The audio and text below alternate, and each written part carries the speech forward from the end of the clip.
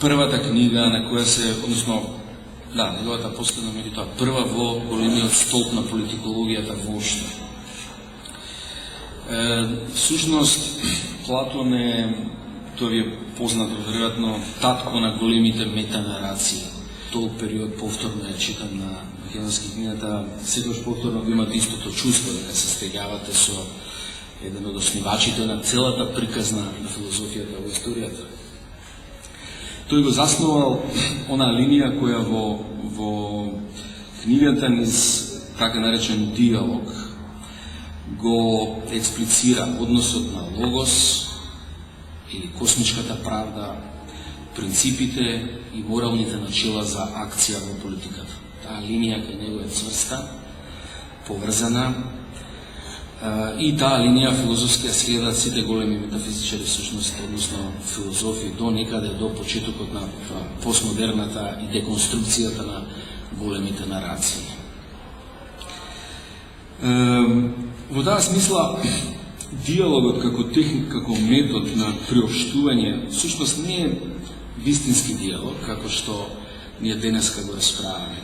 Диалогот денеска го расправаме посебно во мултикултурниот свет на различни културни нарации, како двосмерна улица, како улица во која вие влегувате со активно слушање на другата вистина и излегувате можеби со некаква резултантна вистина или некаков компромис.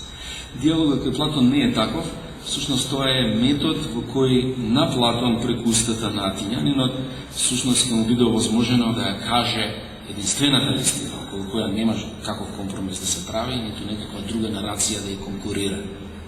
Према тоа диалогот е всушност пречките во слаломот во кој ги поминува единствената вистина. Може да се нарече квази диалог, но тоа таа форма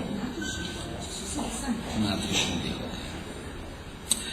Значи, во таа смисла, ставот на оваа голема нарација, која за мене беше повторно многу интересна, е да се создаде целта на приказната и да се создаде уставна држава по божествена мерка. По мерка на тоа што е идеално добро или на Божјата правда дике и од неа да се во неа всушност да се стврдне за секогаш она што е создадено праведно, добро, убаво според тој негов концепт, во совршен облик.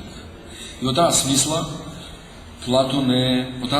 тој е бара од филозофијата да го најде темелот на приказната на нештата.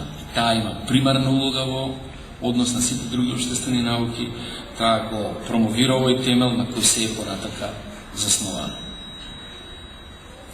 Тоа е неговата во основа голема приказна и тоа е основата на која го критикуваат исто така од аспект на растурањето, на концептот на смртта на филозофијата полоса. Инаку во отварање на темата Платон на свој начин во таа смисла е навистина точна констатацијата од воведот, прилично умна и луцидна констатацијата на неговата всушност метатекстуалност. Прилично, само умна. Метатекстуалност, односно тој во начинот на излагањето